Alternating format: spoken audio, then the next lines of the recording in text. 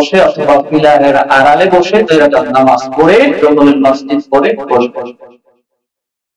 চতুর্থ বিষয়, আযান এবং ইকামতের সময় আমাদের অনিচ্ছায় হলেও একটু কথা হয়ে যায়, এই কথাগুলি বন্ধ করতে হবে। আযান এবং ইকামতের সময় মূল্যবান একটি সময়, আযানেরও জবাব দিতে হয়, ইকামতেরও জবাব দিতে হয়। এই সময় আমরা আযানের জবাব দিব, আযানের জবাব দেওয়া একটি গুরুত্বপূর্ণ বিষয়। সুতরাং এই সময় অন্যমনস্ক হয়ে আমরা কথা বলতে যাব না, খুব খেয়ালের সাথে কথা বন্ধ করে আযানের জবাব দিব। পরবর্তী ওয়াক্ত থেকে ইনশাআল্লাহ আমরা আমল করব। আল্লাহ যেন তৌফিক দান করে বলি আমিন। পঞ্চম নাম্বার একটি জরুরি বিষয়, আমি যেহেতু বিষয়ের উপর কথা বলি এই জন্য এই কথাগুলি বলা হয় না, কিন্তু এটি জরুরি বিষয়। আপনি নামাজ পড়তে আসছেন, মোবাইলটা কি করবেন? অনেকের মোবাইল দেখা যায় সাইলেন্ট করা হয় না, বাজতে থাকে, নিজের নামাজের ডিস্টার্ব হয়, সমস্যা হয়, আশেপাশের মুসল্লিদেরও সমস্যা হয়ে যায়। এক নাম্বার কথা হলো আপনি মোবাইলটাকে একেবারে বন্ধ করে দিবেন, যদি তাও না করেন সাইলেন্ট করবেন। কিন্তু মনে নাই এখন কি করবেন, অথবা নামাজের সামনে মোবাইলটা রাখছেন, যদি রাখেন তাহলে মোবাইলটাকে এটাকে বলে উপর করে রাখা, যে এই সাইড থেকে কল আসলে দেখা না যায়, যাতে নামাজের ভিতরে কল আসলেও আপনার সেই দিকে খেয়ালটা না যায়। এজন্য মোবাইলটাকে বিপরীত সাইডে উপর করে মোবাইলটা রাখবে। কোনো কিছু করতে মনে নাই, এখন কি করবেন? এবং সব দাঁড়ায় গেছে, খুব দাঁড়ায় আসছে, মোবাইল বন্ধ করতেও মনে নাই। তখন মাসআলা হলো মোবাইলটাকে তখন আমরা কি করি, 2 হাত ছেড়ে দেই, প্যান্টের পকেট থেকে মোবাইলটা বের করি, আবার কে কল দিয়েছে তাও দেখি, এরপরে লক খোলা লাগে, এরপর মোবাইলটাকে বন্ধ করা লাগে। কথা বলেন আছে না নাই? এত কিছু করলে নামাজ থাকবে? তাহলে কি করা যাবে? সর্বোচ্চ একটা চাপ দেয়া যাবে। বাম হাত আছে, ডান হাত থেকে আপনি একটা চাপ দিবেন, মোবাইলটা যদি এক চাপে বন্ধ হয় ভালো, এর বেশি কিছু করা যাবে না। যদি এর বেশি কিছু করা না যায় তাহলে এত কিছু নামাজের মধ্যে করা যাবে না, সর্বোচ্চ একটা চাপ দিয়ে সাউন্ডটা বন্ধ করে দিবে। কিন্তু মোট কথা হলো যে আপনি খুব সাবধানতার সাথে আসবেন, মোবাইল বন্ধ করবেন, মোবাইলের কারণে কোন প্রকার নামাজের ডিস্টার্ব যেন না হয়, সামনে রাখলেও কলটা যেন না দেখা যায়, এভাবে করে মোবাইলটা ইনশাআল্লাহ রাখার চেষ্টা করবেন। আরো অনেক বিষয় আছে এভাবে থাকে, মুসল্লিদেরকে বলার প্রয়োজন। কিন্তু আমার কথা হলো অনেক জিনিস আছে আমরা জানি, জানার পরেও বারবার বলতে হয়, কারণ আমরা অনেকে গুরুত্ব দেই না, আমল করি না। এজন্য আমার ভাইরা, যে বিষয়গুলি আমরা জানি নিজের বিবেক দ্বারা আমল করার চেষ্টা করব। আর যদি জরুরি কোনো বিষয় থাকে জানার জন্য ইমাম সাহেবের কাছ থেকে জেনে নেবেন। আল্লাহ তাআলা আমাদেরকে সহিহ বুঝ দান করুন। সকলে আমার যে সম্পদ, এটি আমি মনে করে আমি করছি, কিন্তু এটি আমি নয়, এটি দিয়েছেন আল্লাহ। কোন সম্পদ মানুষ নিজে করতে পারে না, যদি নিজে করতে পারতো তাহলে এই দুনিয়ার সব মানুষ ধনাত্ম একটু মনে করে যে এই সম্পদ আমি করেছি, আমি কষ্ট করে, আমি পরিশ্রম করে, আমার যোগ্যতা আমি করেছি, হ্যাঁ চেষ্টা করেছি, কিন্তু তার নিজস্ব যোগ্যতা হয় নাই, আল্লাহ দিয়েছেন বিদায় হয়েছে। যদি তার কষ্ট আর শ্রমের জন্যই হয় তাহলে গোটা দুনিয়ার মধ্যে সব মানুষই শ্রম করে, সব মানুষই চাষাবাদ করে, কিন্তু আল্লাহ সবাইকে ফসল দেন না। আল্লাহ যাকে চান তাকে দেন।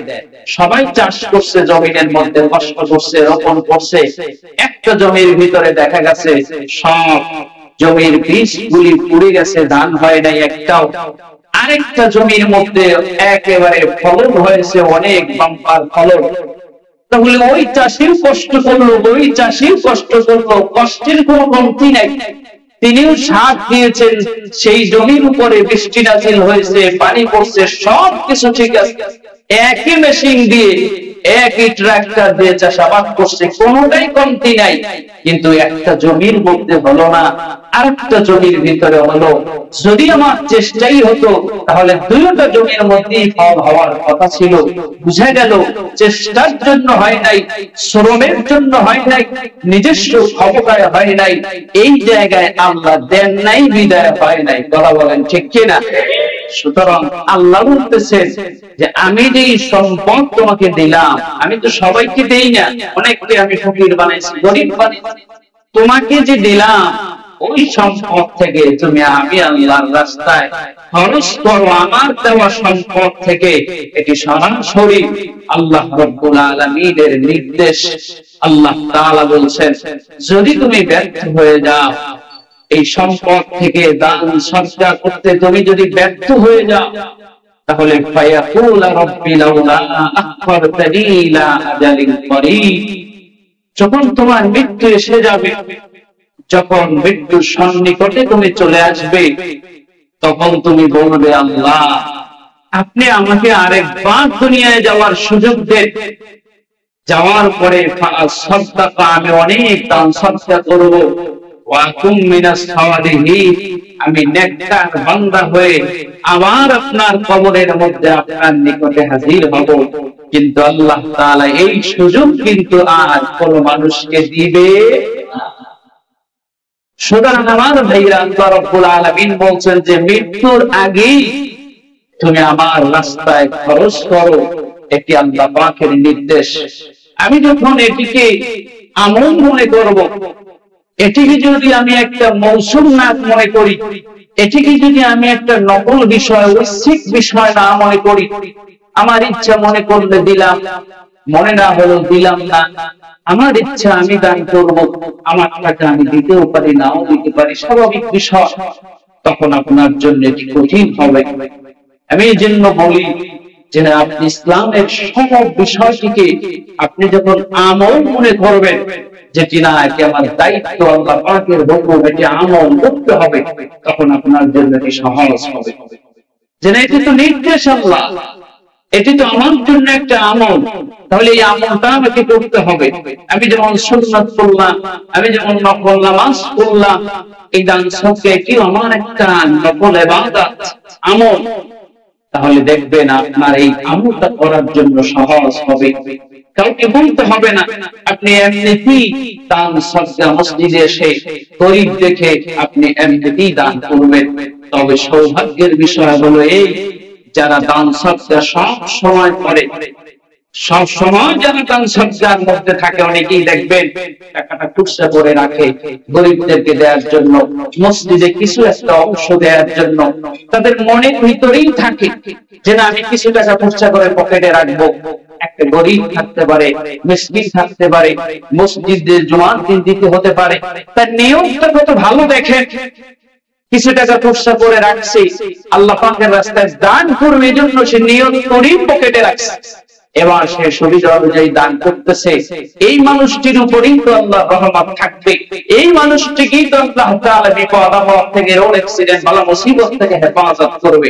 সুতরাং আপনি এটাকে যদি আমল মনে করেন তাহলে আপনার জন্য সহজ হবে। আল্লাহর ঘর মসজিদে আমরা এটি আমল মনে করে দান করব। আল্লাহ তাআলা আমাদের সবাইকে আমল করার তৌফিক দান করুন, বলি আমিন। আল্লাহ তাআলা আমাদের প্রত্যেককে রাসূলুল্লাহর উপরে বেশি বেশি করে দরুদ শরীফ পাঠ করার তৌফিক দেন দান করে, সকলে বলি আমিন। এবং আল্লাহর ঘর মসজিদে প্রত্যেকের তৌফিক অনুযায়ী যেন সব সময় দান করার মতো আল্লাহ তৌফিক দান করে, সকলে বলি আমিন। যাদের ধন সম্পদ কম আছে কিন্তু মন আছে, আল্লাহ তাআলা সবাইকে যেন ধন সম্পদ বানায় দেন, বৃদ্ধি করে দেন, সকলে বলি আমিন। আল্লাহ কবুল করুন। আল্লাহ তাআলা আমাদের সবাইকে আমল করার তৌফিক দান করুন।